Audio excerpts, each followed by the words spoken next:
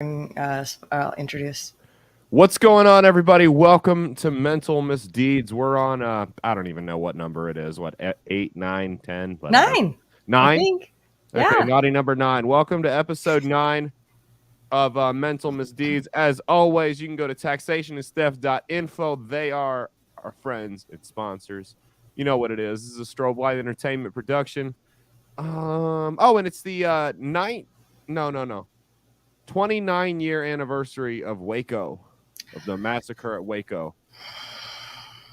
Massacre. The terrorist attack in Waco, Texas. And it was further proof that not only should the FBI and the ATF be labeled terrorist organizations and abolished, but if there were any justice in this world, well, what I think should happen to ATF agents would get us yeeted off Facebook and YouTube. So I just won't say it.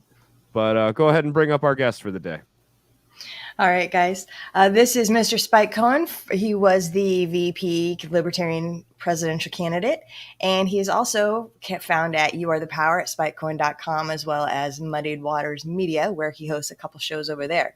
So most people, I'm sure, are quite familiar with Mr. Cohen. He is somebody who is, he's only on Kennedy like twice a week, as well as, some other crazy big outlets. So for those of you who, for Spike, for our listeners who may not be super familiar with you, why don't you give them a rundown of like your past and who you are a little bit, and then we'll get into what we do. Sure. What we want to do. Hi, everybody. I am third place vice presidential champion Spike Cohen. My story is relatively simple. I've been involved in business since I was 16 when I started my first company, retired a few years ago so I could focus full time on political activism to push for maximizing civil liberties, maximizing freedom and liberty. That somehow made me make my way to the Libertarian Party and ended up running for the VP nomination. Did not expect to get it. Was expecting to more just spend the time talking about how we could message libertarianism better to normies and different kind of demonstrating how we could do that and accomplish that. Apparently, I did a good job at it because they actually picked me to be the nominee. And so then I went and ran around doing that for the better part of 6 months. Biggest and one of the most exciting and fun challenges I've ever done in my life. Coming out of that, I realized that we have a lot of work to do to grow the liberty movement as a grassroots movement at the local level. And that's what I'm now doing with You Are the Power. I also have my shows, The Muddy Waters of Freedom and My Fellow Americans on Muddied Waters Media. And when on my spare time, I take long walks on the beach with my lovely wife, and I cyberbully the government. Is that the beach you're on right now? Yes, no, I don't. I pull up random videos to use as background, so this is the one I picked for tonight. It's better than the Two Girls, One Cup, though. Oh, yeah, God, gross.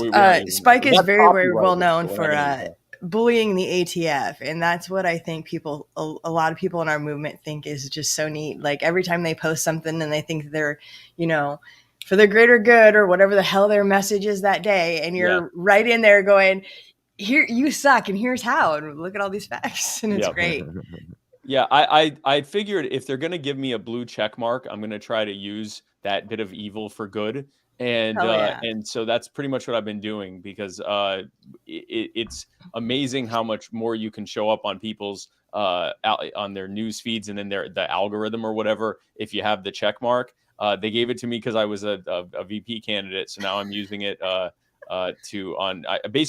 I do some mix of federal agencies, national and local media, and local governments and police departments. So I try to spread the love evenly across all the different abusers of power.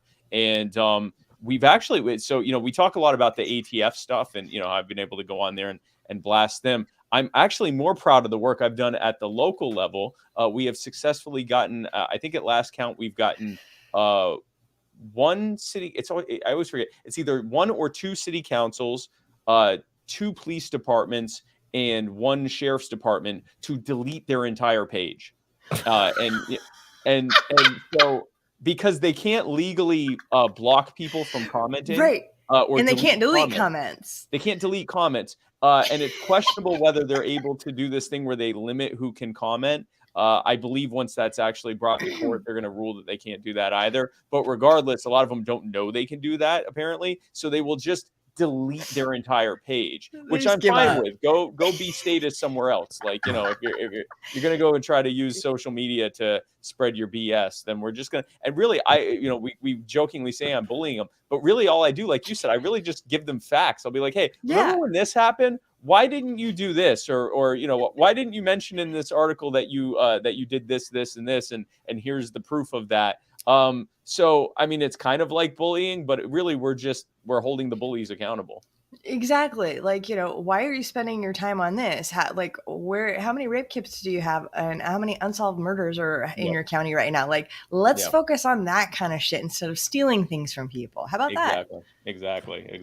So do you have like a list of pages you follow, or is it like a bat signal type thing? Whenever someone posts some fuckery, you go and comment on it. The spike signal. So this is it's a combination of the two. I bet that's what it is. It's a combination of the two. I have some agencies and federal agencies and news agencies and a couple other things that I follow to stay on top of. But then what's happening more and more is people are sending out the spike signal, which is basically they tag me in the comments, and if enough of them do it, I see it. And so I try to spend about a half hour a day going through and seeing where people have tagged me in other people's posts, and then just responding to whatever that post is or that article or whatever else. I'm sure thousands of them are going by that I'm not seeing, but I try to get at least a dozen or two of them a day. And what's happening is what's funny is that there's now a group that I always thought was a bit of a joke, and then apparently it's blown into. There's a Facebook group called Screenshots of Spike Cohen comments. Or Spike Shots for short. And the person who made it, David Gay, who's the founder of Liberty Memes, he showed it to me back when it had 600 followers, and I'm like, holy crap, there are 600 people that do nothing but share screenshots of my comment. It's now like 17,000 people that are in this thing. And what's happening is it's creating this ecosystem of people who go out to tag me to blast their local police department or their local newspaper for, printing out propaganda as an article. And then so that they can screenshot it and say, look, Spike commented on my, on my local news agency. So it's become a whole thing. But the thing is, it's become an effective way to hold bad actors accountable. And if I can spend an hour-ish a day doing that and bring a lot of attention to it, I'm happy to do it. I love that term, propaganda. That's perfect. Propaganda, yeah. Propaganda. Like Law and Order SVU, would that be propaganda? It certainly borders on it, right? Although I will say some of those shows occasionally will at least dip into the corruption that can happen. But the problem is on those shows, it's always presented from the standpoint of well, if this wasn't in our way, we could stop this rapist, pedophile, murdering terrorist. And the reality is those things are in the way because very often they're just using it against some poor schmuck they pulled over. It's not being used against the bad guys. It's being used by the bad guys against people that are just trying to get home. So just to close the case. SVU's terrible for that. Like Olivia Benson, she's awful. I mean, we don't watch it anymore not because I don't like the propaganda, but because my girlfriend kept victim shaming all the girls on it, so we had to find a different show to watch. But I asked her that recently if that was true, and she said yes. That's not why we stopped watching it, but yeah. The shaming, the victims of the. She was shaming the SVs. No, she's shaming the special victims. It's like, I mean, you'd expect that from me, but you're like, well, if she wouldn't have walked down that alleyway, and wow. Like, hey, that's what we're about here. But no, I mean, that's something I. Jokes, people. If only she hadn't worn that dress. I mean, that's. I don't know if she's ever. She runs the sound and stuff for these shows, so she's sitting here listening to all of this. This isn't talking behind her back. She can chime in and say something at any moment here if it's not true, but she's not going to because she knows it is. But yeah, no, I mean that's you got a point. I mean, I can't tell you how many times I've watched shows like that, and it's like you said, oh, if that pesky Fourth Amendment wasn't around, and it really is, it gives you the vibes that, you know, that, oh, they need it to stop this serial killer or this rapist or whatever. And I'm like, more often than not, it's not used to stop a serial killer or a rapist. It's used to harass some guy that's coming home. You know, it's just some random, It's clearly propaganda is basically the way to do it. You know, you're saving the babies, saving the kids, public health, you name it. Yeah, exactly. Well, I think what really drove it home to me was whenever I talk about no-knock raids. Hey, Myra. And people will inevitably start saying stuff like, but what if someone is about to kill someone in their room and they have just seconds to get to them? And it's like, well, first of all, that would be an emergency exigent situation. And they can already do that. You don't need any kind of warrant for that. No. And second of all, that's not what no-knock raids are used for. No-knock raids are used for, we're pretty sure they're used to keep people from flushing the drugs down the toilet. That was the original excuse for it, is they're flushing the drugs down the toilet. And it's given cops this ability to break into people's homes. And very often they break into the wrong house. And it also creates this legal fiction because you still have a right to defend your property against home invaders. So it creates this legal fiction where you can literally have a shootout that's completely legal, where the home invaders were legally allowed to invade your home and you were legally allowed to shoot at the home invaders, and they're legally allowed to shoot back because they're executing a legal warrant. And you know, I mean, and it has nothing, but people will, because they watch these shows, they'll be like, but what if someone was just moments from the Bond villain machine, the laser getting to them and burning them, and it took the police breaking in to stop it from happening last minute. And it's like, that's not what a no-knock raid is for. But that's what happens when you consume propaganda. On all these shows, they're like, if we could just bend this little rule, we're just going to bend it this one time because this is a really, really, really bad guy. Yeah. And that is a bad message to send, and it's what they all do, and it drives me mad. It's meant to play on people's emotions because, I mean, it's really it's just like the people tell you to wear the mask, you know. It's well, what do you want, my grandma to die? You know what? So what if we've torched the Fourth Amendment here? What, do you want this bad guy to be able to kill those kids? You know, I mean, that's you're on his side if you're not on our side for torching the Constitution. I saw it today with the ATF. I put up a thing about the 29th anniversary of the ATF and the FBI setting dozens of children and their families on fire in Waco, 29 years to this day. And the sheer number of people who said, you know, he was accused of molesting those kids.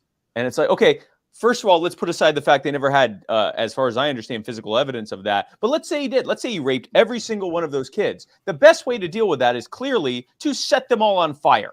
Let's just kill the kids that he, kill the kids. Just kill the kids. That is the best way to handle allegations. It'll take away all their pain.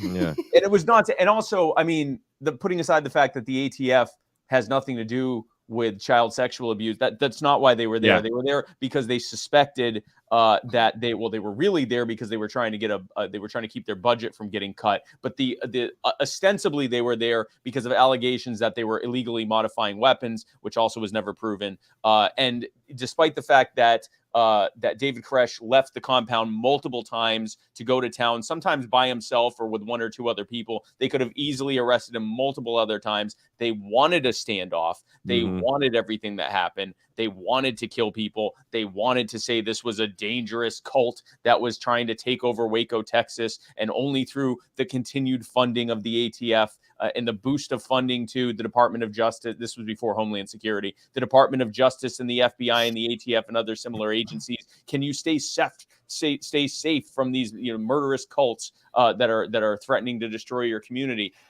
It's basically SVU if it were real life. And the reality is what really happened is because Janet Rito didn't want her budget cut during the years of the Clinton administration when they were cutting budgets left and right, they set a bunch of children on fire.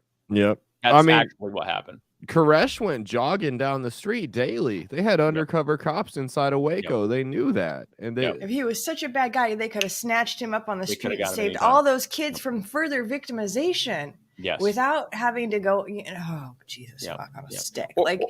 Or they could have brought in investigators to investigate this allegation that came out during the standoff days before they decided to set them all on fire. And also that's another thing to remember is part of the reason that they do things like that is they have to direct the hatred and anger of the general population towards a group of people or an individual before they can really do the torture they want to do. They have to otherize them. They have to deperson them. So this isn't, a group of people that are alleged to have modified guns to make them machine guns. No. This is a murderous cult that sacrifices their children to a pedophile. We hate them. They must die. And putting aside the fact, you're talking about killing the kids too.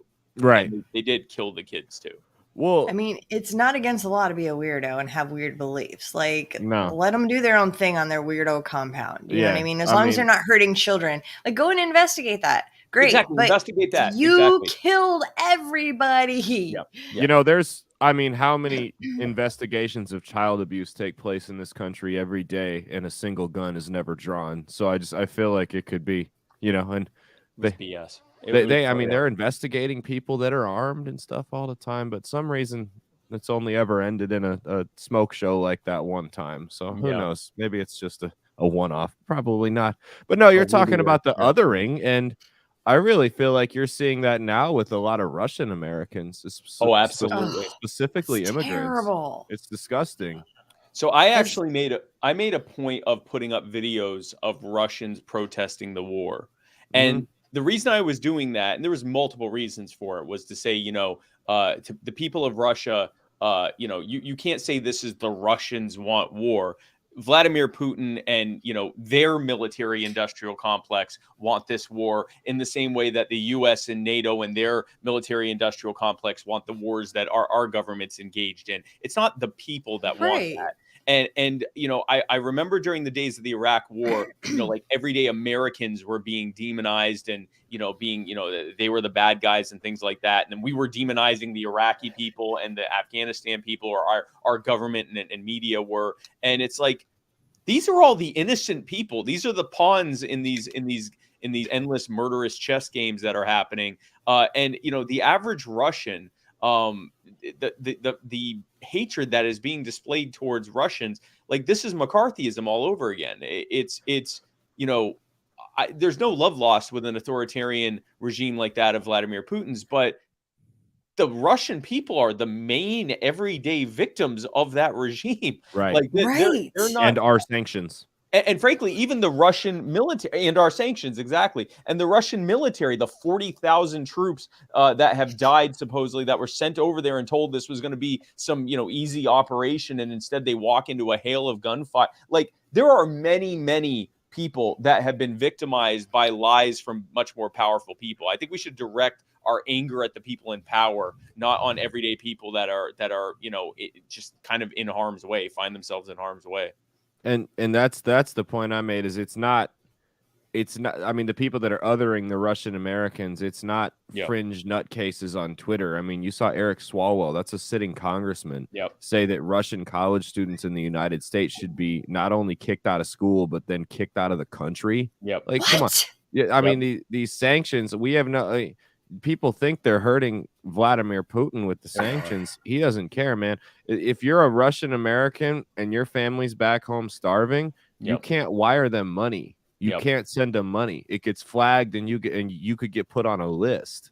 Like that's in the executive orders. So I mean, it's not the oligarchs and the billionaires that are getting hurt by this shit. It's the everyday citizens. Well, we know that with all these sanctions, right? The two main things that sanctions do is they remove the familial and commercial ties that people of two countries have, making it easier to have war at a later date, because the less ties on a day-to-day basis you have with another group of people, the easier it is to sell people on that war. Like, we're not going to go to war with Canada, we're not going to go to war with Mexico, we're not going to go to war with France or England or something like that, because we have travel relations, we have cross exchange student relationships. We have familial relationships. We have all these ties. When you can separate those with sanctions, it makes it easier to push for war in the future. The other thing it does is it strengthens the support. Actually, it does three things. It strengthens the support for the person you're trying to supposedly ostracize in their own country, because the people there that are, and this is the third thing that happens, are being starved by the sanctions, literally starved, and being driven to destitution and starvation, are correctly told by their government this is happening because of the sanctions, which draws them closer to the, right, in this case, the the authoritarian dictator who is declaring a war of aggression in Ukraine. Like, this does not, sanctions don't work unless the goal isn't to actually stop the harm from happening, but instead to maximize it and ensure future war and conflict and suffering, which helps both countries' military industrial complexes. Then it makes perfect sense. That's clearly the end game here. I mean, it goes without saying Joe Biden's in the pockets of how many different, this entire administration's in the pockets of how many different defense contractors, oil companies that stand to make billions and billions of dollars from furthering this conflict. So yeah, Dre, we know who gets rich off of war, and it's not me. It's always the same people. It's always the same companies, and they're always the ones going, yeah, do it. Like that meme, like, start a conflict, do it. Yep. Line our pockets. Oh, with a stick. Yeah. Come on, do a conflict. Start a war. Yeah. And it's, it's the, I even hesitate to demonize the, and speak against demonizing just the rank and file troops on the Russian side. Not the leadership of the military, because look at our own troops, get sent overseas to fight and kill in these wars. And, they're sold a bad bill of goods on what they're doing. And then they come home and they, if they're fortunate enough not to come home dead, if they're still able to come home alive, they have PTSD, they have traumatic brain injuries. They're completely neglected by the healthcare system in this country. 1 out of every 10 people in prison is a veteran. Something like anywhere from 8 to 15% of the homeless population are veterans. These are some of the most neglected and abused and marginalized people in this country. And it sounds like it's a similar story in Russia. Surprise, surprise. Yeah. That's awful. And it's not, they sign, a huge check, and they expect just a little bit of support when they're done fighting for their country, and they are given the worst support that we have to offer. I mean, I assume it's the same in Russia, because I'm sorry, I wouldn't send my dog to a VA hospital. I mean, they're brought in under fraudulent circumstances. Veterans for sure. They're misled. Hey, well, it's true. They'll pay for your college. Yeah, you can travel, but like, is it worth it for what you're doing? Right, exactly. I mean, they'll pay for your health care if you're cool waiting 4 months after the cancer is metastasized, excuse me. Yep. But I'm not a doctor. I don't claim to be one. But yeah, so I mean, they get sold a bill of goods like that, and then they go over and it costs them their sanity for the rest of their life. And it's like you said, I know plenty of veterans. They're normal dudes. They didn't want to go to a combat zone. They wanted to go to South Korea or Germany, and then get their school paid for and get out. And that's not the case for a lot of them. It's unfortunate. Yeah. And I'm just the little bit I've read about, like, what it was that the first wave of Russian troops going into Ukraine were told. They were completely lied to. They were told there's no resistance. Most of the, if any of this sounds familiar, stop me. We're going to be greeted as liberators. They know we're going there to purge the Nazis and to, give them their freedom back. They're going to love that we're there. This is going to be an easy operation. They don't really have much of a military to speak of. We're going to walk right through. Instead, they go in and, you've got civilians with machine guns mowing them down. Like it, and then they're having to mow down civilians with machine guns. Like, now they're fighting families and having to have the trauma of that as well. Again, if any of this sounds familiar, Vietnam, Iraq, what the U.S. military has done, be sure to stop me and let me know. But this is what happens. They get lied to. They get put into these terrible, traumatic situations. They either have to kill or die. And then if they actually do survive that, they are stuck with the physical and psychological trauma of that for the rest of their lives. And that's why I'm not even going to demonize the mainstream Russian troops that are there. They're doing the same thing that U.S. troops do, ordered to go into a country because they're being told that's what their job is and that's what they're supposed to do. The problem is the system and the people that are in charge and the multi-billionaire cronies who are making a fortune from the whole thing. And the worst part about that is at least our troops are volunteers. A lot of these guys are conscripts. They didn't have any choice in it. Wow. Yep. And don't think that it can't happen here, man. You can still, till your 26th birthday, you can still get drafted and sent over to do the same fucking thing that they're doing over there. Yep. It has happened here. It has happened. Could happen again. Yeah. It could So in that same vein, speaking of how shitty vets, especially homeless vets, are treated, I saw your 3-minute speech at the city council for Joshua Rohrer and his dog.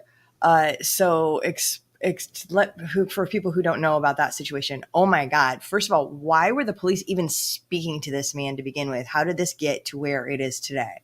Yeah, so this one is nuts. So as we were talking about before, this was one of those spike signal incidents where I had like literally thousands of followers who were tagging me in stories about this and messaging me on my inbox and messaging me on Twitter and Instagram, pretty much everywhere, and saying, have you heard about this story? And so I look into it, and here's the long and short of it. A homeless veteran who has PTSD, a man by the name of Joshua Rohrer. I actually consider him a friend now.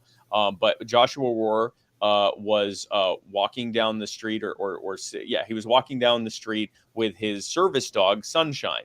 And the 911 call, this is an important thing to remember. In the 911 call, no crime was actually alleged. Someone called 911 and said that he was, and I'm paraphrasing here, but this is pretty much a close to a verbatim quote. He's out here using his dog to make people feel sorry for him so they'll give him money, and that ain't right. What? And they responded to that call?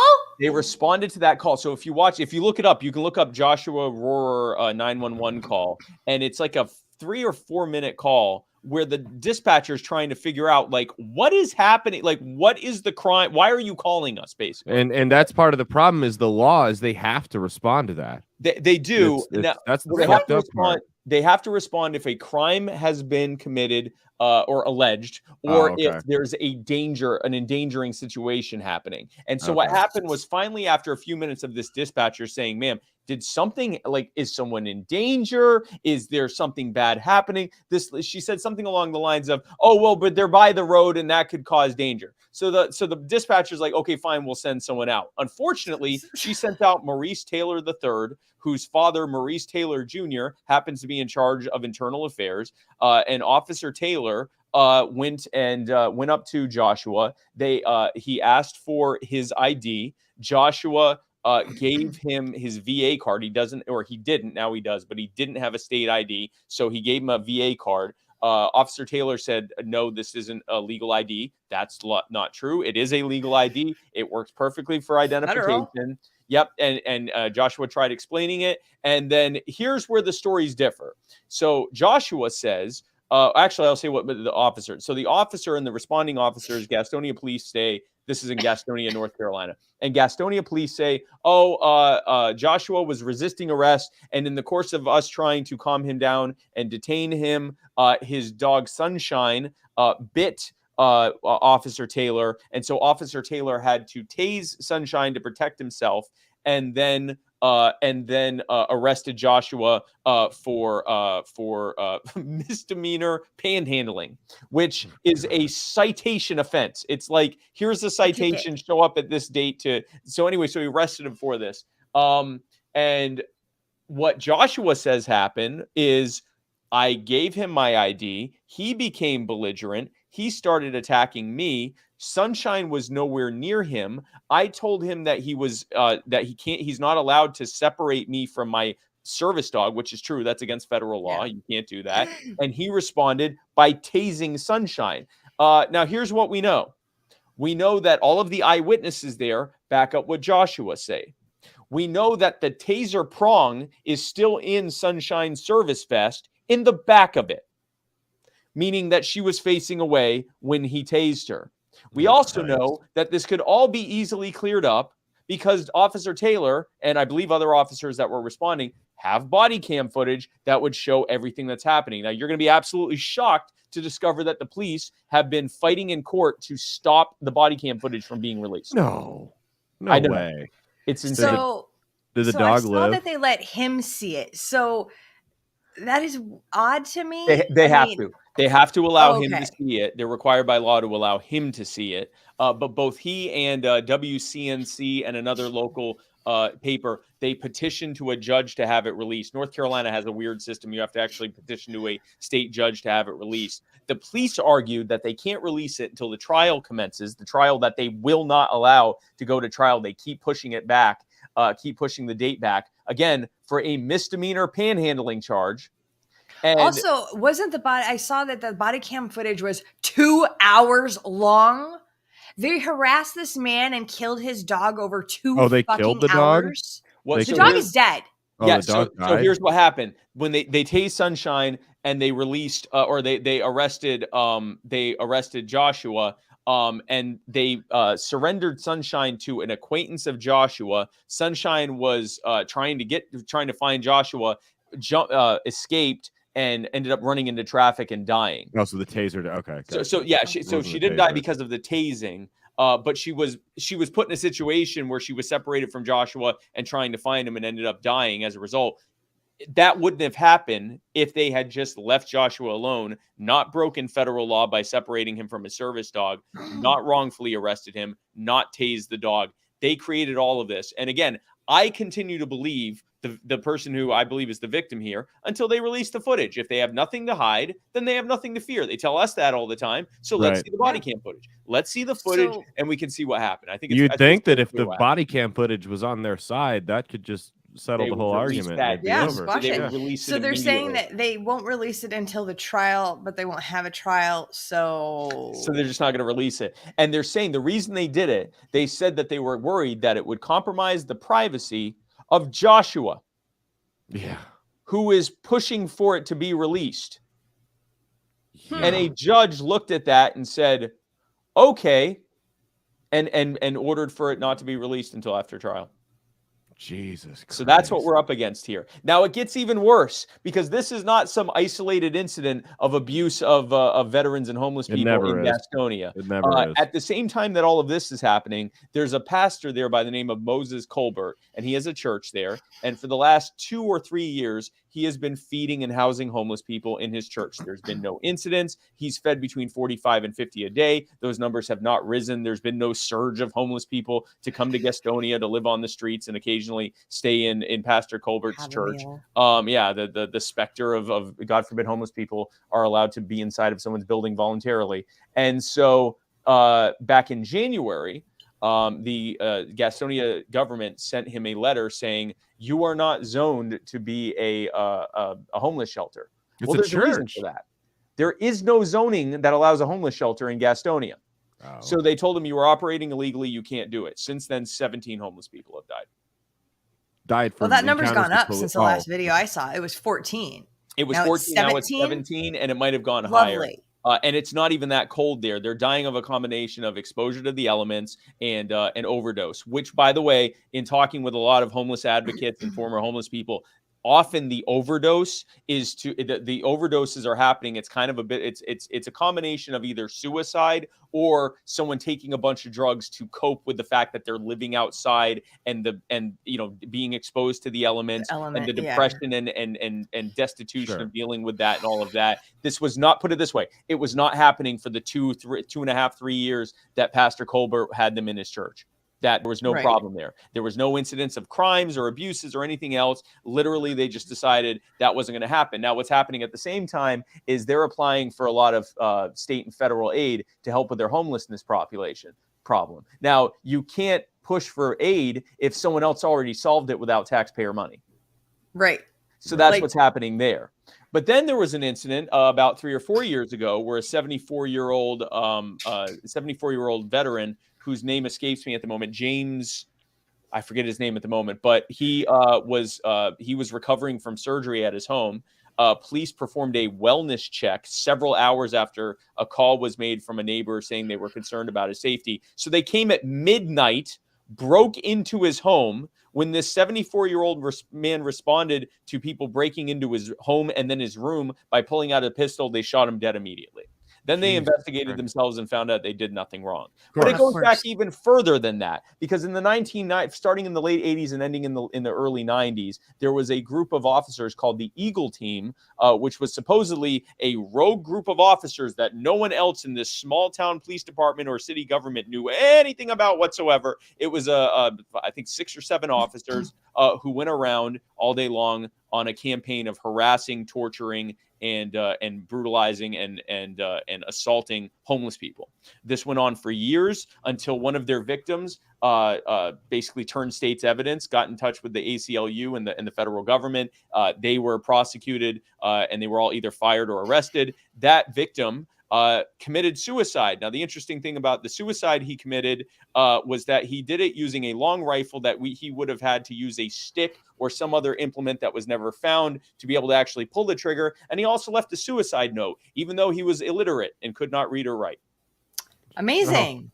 So those suicides just blow my mind. Like, these people just do amazing things at the end of their lives, like shoot themselves in the back of the head several times. Like, all the cameras shut off when they go to hang themselves. Yeah, right. Like, after writing out of a letter, thousands and thousands of cameras, these ones, these two aren't working, and writing suicide notes when they can't. And so this has been going on for decades. The Gastonia, a pattern of not just abusing homeless people and veterans in Gastonia. And since we've really started exposing this, we've heard so many other anecdotal stories that we have not vetted. So I don't really like putting stuff out there that hasn't been vetted, but people coming out of the woodwork saying they did this to me. They did this to me. They did this to someone I cared about and loved. And the pattern is consistent.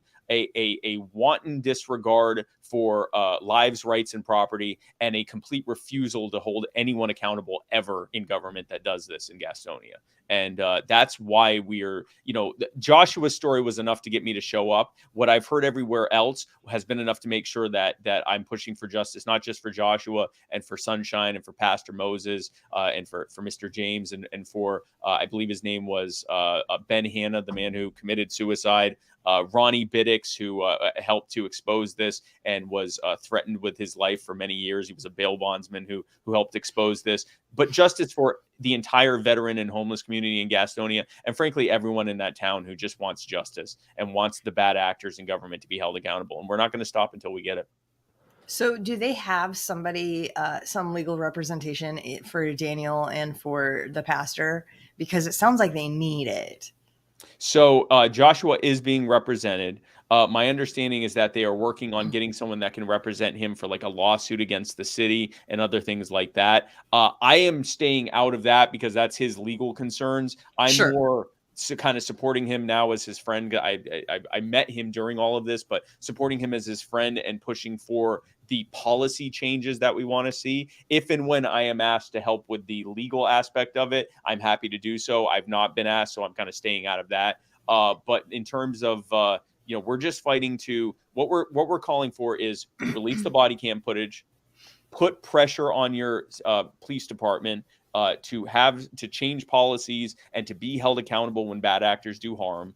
Don't allow for the kind of nepotism of having someone in internal affairs in charge of investigating their own relative, their own son, their own direct offspring. At the very least, they should have recused themselves and themselves called for SBI, which is their state investigation board, to step in and do the investigation instead of handling this in-house and surprisingly finding that no one did anything wrong. So we're pushing for that. Also, allow Pastor Moses to reopen his church. If there's some kind of zoning that needs to be changed, then make the change to allow churches to zone. It was interesting. In their letter, they said, you are a church and you should be operating only as a church. Now, I am a culturally and ethically Jewish agnostic. And I know that part of being a Christian church is feeding and helping the poor. Like, I even know that. Right? I'm an atheist and I know that. Like, I was know brought that, up right? Yeah, exactly. Come on, like man. half the job. Yeah. That's like literally half the job right there. There's two things they're supposed to be doing: witness people for their faith, and bring people to their faith, and help those in need. And the city council is saying, no, you're only allowed to do half of that. The part that doesn't keep homeless people from dying. Yeah, and it's disgusting. for now. Give it a couple more years. They won't be able to do either of them. That's listen, we watched that during COVID. How many, deep red pro-Christian states had governors just straight up telling churches, you will be arrested if you have services? Right. Yeah. No, for sure. They shut everything. That's a whole other episode. I know. Yeah, right. About shutting everything down. But yeah, no. So what do you think it is that makes these, not just specifically in this town of Gastonia, but everywhere, that makes these officers in these local governments just this drunk on power? I guess I just don't understand it. They can. So this is why I'm a libertarian. The problem isn't specific politicians or specific police officers or even specific parties or specific organizations. The problem is what happens when you, under the threat of force and violence, concentrate power into the hands of a small handful of people who suddenly have all of this power, not because of value they've created, but because of presumed jurisdiction over people and saying, if you don't comply with me, I'm going to make your life miserable. That's what government is. And the reality of that is that even if no one but the most angelic and brilliant people were drawn to those positions, even if they meant nothing but good for everyone around them, even if they were perfect angels who had nothing but altruistic thoughts, no bit of corruption inside of them at all, it still would be a bad way to do things because they can't possibly know, as well as everyone in their presumed jurisdiction knows, what each one of them individually needs. So at the very least, it's inefficient. But the problem is when you have that much power, it attracts people who just want that power. And if you get the rare person, and this is something I say to libertarians and Libertarian Party people all the time, do not think that electing libertarians to these roles will fix it in and of itself. Because I have met plenty of people and heard of plenty of people who went into these positions with the best of intentions, with the intention of changing things from the inside, changing the system. And over time, the system changed them. And they became as bad or worse than what they sought to replace because the system itself corrupts, which is why as libertarians, we shouldn't just be pushing for Republicans and Democrats to be replaced with libertarians or, authoritarians to be, statists and authoritarians to be replaced with small government people. We need to push for when these people go into these positions to begin dismantling this over-centralization of power. And that doesn't necessarily mean ending government, although I'm not ruling it out, but it means going in and saying, we don't need to have the power to do this. We shouldn't have the power to do this. Our budget should be nowhere near this. We shouldn't be in charge of this. This program needs to be completely disbanded. These people need to be held accountable when they do harm. They need to be doing that, and they need to be using whatever power they have to nullify bad laws and orders that are happening at higher levels of government at the state and federal level. That's what libertarians need to be doing, not just getting into office, but actually dismantling this power grab that is government. And that right there in a nutshell is perfect libertarian principles. Yes. Limiting the power, like doing what you can from the inside out, especially at the grassroots. Like too many people in this movement forget that we've got to start at the grassroots level. Yes. That's where it's most important. That's where we can make the most impact. And that's where we can be the most successful, honestly. It's where we're winning. Yep. No, we have yet to win. Here, I'm going to list off all of our federal and statewide victories that we have had in the Libertarian Party. We have never won a single statewide or federal election in our 50-year history. We have won hundreds of elections at the local level. So again, I come from the business world. When you're looking at, you're looking at a business, you're looking at an operation, you're looking at a program, you're looking at whatever, one of the first things you look at is where are we succeeding and where are we failing? We are succeeding locally with very little resources very often. We are failing at the higher level. Now, why are we failing at the higher level? Just go talk to a normie and they'll tell you, what's a libertarian? Oh, yeah, the libertarians, oh, they can't win. Oh, your ideas, maybe they would work. I don't know. How do we even know if they're going to work? Oh, all I ever see you guys do is argue with people on the internet. Oh, you guys don't seem to have it together at all. If you get past being triggered by what they're saying, or what's the big one? I don't think you can win. If you get past being emotionally triggered by their responses, which many of them are stupid responses, That's what we're up against. So instead of trying to argue with them about why they should vote for libertarians to take over the White House and Congress and governor's mansion, even though we've never won a single one of those elections, why not instead focus at the local level where we are already winning with far less attention and resources, where we can demonstrate right now how libertarianism works, not just in theory and in word, but in actual deed, where we can bring people into the movement by showing them that it actually improves their lives, where we can most acutely do good now, not just waiting for some utopian future where libertarians take over the world and leave everyone alone, but actually help people now who are suffering right now. And in demonstrating how our ideas work. No one's going to trust us in the White House until they know what our ideas look like in their backyard.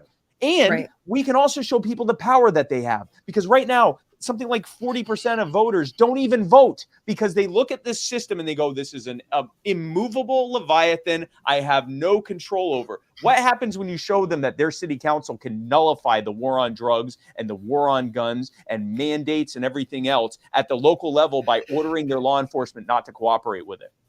What happens when people find out just how much power they have on a day-to-day basis to be able to control what's happening, even at the federal level, even without having a single friendly in Congress? That's the work that we're doing with You Are the Power. And I know that it's going to work because it's already working despite ourselves. So what is You Are the Power exactly? I guess that's a good segue.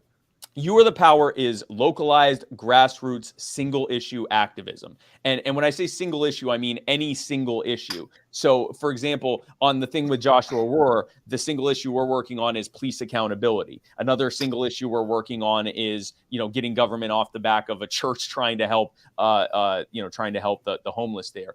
It's nonpartisan. So, yes, we're libertarians, but at the events in Gastonia, we've had the Republican Liberty Caucus there. We've had the local Democrat Party there. We've had a bunch of people there that just, heard about it on the news and have showed up, and they're not really that political one way or another. So it's a multi-partisan and nonpartisan event. And when the Democrats and the Republicans showed up and they said, "Are we welcome here?" I said, "Are you a person who wants bad actors in government to be held accountable? Then yes, you're welcome here." And what You Are the Power seeks to do is through localized grassroots activism. We want the Libertarian Party to run candidates. We want the activism to be done outside of the party. For far too long, we've been trying to use the party to do activism. But the problem is, you're bringing all the party baggage with you. So before we even get to do our first second of activism, we have to argue over which faction is in charge to decide how the activism is going to be done, instead of just fucking doing the activism. So instead, we're bringing all this like factional party BS that should be left over there. You want to argue over who should be in charge of the party, who decides who's running the Twitter, whatever, fine, go do that over there, and that's great. If you'd like to engage in some activism, then come join us over here. It also gets rid of the stigma of people who don't want to be involved in a political party, don't want to be involved in the Libertarian Party, don't consider themselves libertarian, aren't really sure what libertarianism is, don't really like politics, but otherwise they would want to get involved with the thing that we're doing. So what we're saying is, great, we have nothing to do with that. We are outside of that. We are people that just want government to be held accountable. We want people's civil liberties to be maximized, and we want to look at and advocate for the conditions that maximize people's thriving. That is what You Are the Power is about. It acts as the earlier buy-in that we need to bring people into the liberty movement, people that might just agree with us on one thing. That one thing could be, I don't think anyone should tell me what kind of gun I should be able to own. Great. We're working on making your city or your county a Second Amendment sanctuary, and here's how you can help. Give them a direct call to action instead of arguing with them over whether they should vote for our candidates or not. So maybe their one issue is, I think that we should decriminalize cannabis or psychedelics or all drugs. Okay, great. We're working on that in your city or county, and here's how you can help. Their one issue could be, I want all of these people in our school board who have been pushing to mandate vaccines and masks for our kids. I want them all gone, and I want to replace them with people who are going to actually respect our individual autonomy and health choices. Great. Here are the people we're working on for that, and here's how you can help. Instead of being involved in politics, being involved in party politics and electoral politics, instead we're engaged in direct community activism in people's backyards to be that earlier buy-in for the liberty movement and to give libertarians something to do other than argue with each other endlessly on the internet. And it's a multifaceted approach, or a multi-goal approach of what we're trying to do. And we've been doing it as a sort of proof of concept over the last year, where we weren't actually a structured group yet, but it was just me working ad hoc with activists across the country. It has been a smashing success. We've accomplished the vast majority of the goals that we set out to do. And now we're taking it mainstream. We're making it professional. We've created a political action committee. We are going to hit the ground running. We're already hitting the ground running, and we hope that everyone listening to this joins us. I hope so too, because it sounds like a fucking amazing project. Well, thank you. And that's what we're working on. We are actually in the process of launching. The one thing we are waiting to do is we're working on the crypto donation system, because I know as soon as we officially launch this thing, the first thing that all of my favorite edgy libertarians say is, "Why don't you accept Bitcoin? Why don't you accept Dogecoin?" So I want to already have that in place. When we go, I don't want to hear it. If someone goes, "Oh, well, I got all my money in Shiba Inu." Okay, great. We take Shiba Inu. Here you go. Here's where you can donate to your Shiba Inu or your Dogecoin or whatever. So once that's set up, we're going to be officially launching. But we've already been unofficially launched for a while. We've already started putting together activism events across the country, and we're just getting started. I cannot wait to hypercharge what we've already been doing, so that it's not just me working directly with people and going from place to place each week, but instead dozens, hundreds, thousands of different cells of You Are the Power groups going around the country doing this stuff in perpetuity in communities across the country. It's the grass fire that we need for the liberty movement. Sorry, I'm just stuck on how inconvenient it would be to have all your money in Shiba Inu. Just imagine like transferring that shit around and stuff would just be terrible. So. And Caleb works in the banking industry. Lazy ass for the Shiba Inu. Yeah. No, that's well, do you have anything? We've done close to an hour, man. Do you have anything else you want to plug or no? That's pretty much it. I mean, if you want to get involved with You Are the Power, if you go to spikecohen.com, there's a form you can fill out. You will be the first when we do our official launch to find out, before we tell all the other normies on social media a few days later. And we'd love to have you be a part of it. We want to strip away. This is a very first principles thing. The liberty movement has a lot of presumptions, which were proven false decades ago, but yet we're still operating on them. We are still operating within a culture of losing, where we fantasize about winning the White House and taking over the world and ending the Fed tomorrow and ending the wars overseas and bringing the troops home. And we're going to end the war on drugs and set millions of people free. And then we don't take step one to do that. We don't build an actual blueprint from where we are right now, where we have dozens of electoral victories every year in almost completely nonpartisan local races. That's where we are now. Yes, we're the third largest political party, in the same way that if you put a SUV, a sedan, and a Matchbox car together, that Matchbox car would be the third largest of those three vehicles. Yes, we are the third largest, but let's be serious about where we are. We are here.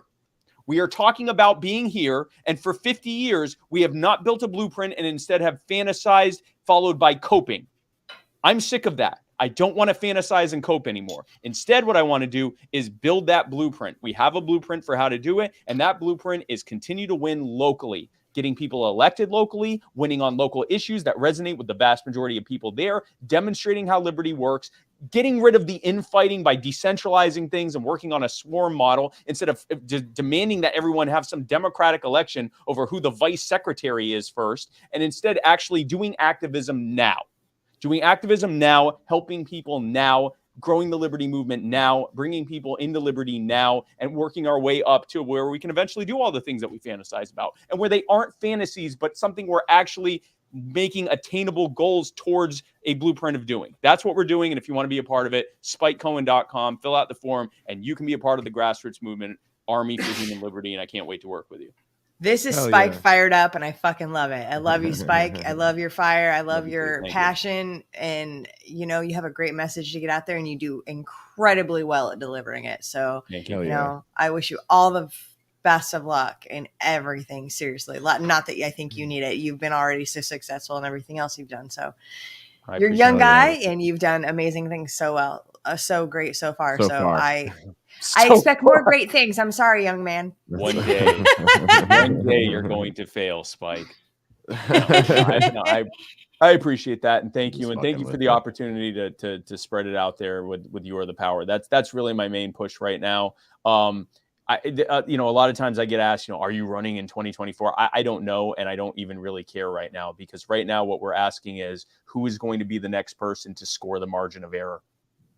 Hell yeah. Like, who cares? Like, right now, who cares? I want our candidate in 24, 28, whenever, and not just that candidate, but the candidates for governor, for Congress, for Senate, for state house, for everything else, to have an actual chance of getting on the debate stage, of actually winning, of actually making a change. That is going to take the work that we are doing here. So whether I run in 2024, or whether I just continue to grow You Are the Power, or whether I do both, whatever it is, this is the work that needs to be done. And if I'm the one that has to do it, then so be it. Awesome. So Spike will be in Nebraska, according to Brian, who yes. Oh, again, yeah. Such a great guy to talk to, Brian. You are like, every time I talk to him, he would like, I'm super busy, but he would talk to me for like a half hour. He's such a sweet guy. Anyway, you will be here June 3rd. Yes. I can't wait. Yes. Super excited. Friday and Saturday, June 3rd and 4th. I'll be helping with, I know a lot of stuff is still to be determined, but I know we're doing a shooting event and a fundraising event for some of your candidates there. I have not been to Nebraska. We were talking to it before we went live. I've not been to Nebraska since one of my favorite bus tour events during the campaign, when I almost got air fried to death in front of 100 people. And it was great. I remember in that moment beginning to black out and thinking, listen, if I die while giving a Q&A in Lincoln, Nebraska, everyone will remember just how hardcore I was. And so I can't wait to come back, and hopefully we'll have some fans. And I don't mean like fans that like me. I mean like actual Rotary fans. And I do. Yeah. Because it's June 3rd, and I'm so sorry, Spike. I don't know if it's going to be much better on June freaking 3rd. You never know in Nebraska in the summer. It could snow. I like the heat. Yeah, it might snow. Fuck, pack everything. I'm not kidding. That's what I was told about Caleb? Midwest weather. Yeah. For sure. It's especially lately. It's just been ridiculous. So I will bring both like my my full on winter outfit and like my lightest silk shirt and some ice packs. So I'll just everything. Yeah. Okay. Cool. Yes. Smart. That's the way to go. Good. That's the way to go. Fuck yeah. Hell yeah. Well, that's we appreciate you coming on, man. Absolutely. Thanks for coming on. Lincoln, Nebraska tomorrow night, Storm Cellar, 7:00. I am doing the Snoop Dogg pre-show. I don't get high anymore, but come listen to me tell jokes about when I used to. So you got to see this poster, guys. It's amazing. Come out and see it. It's gonna be a fun time.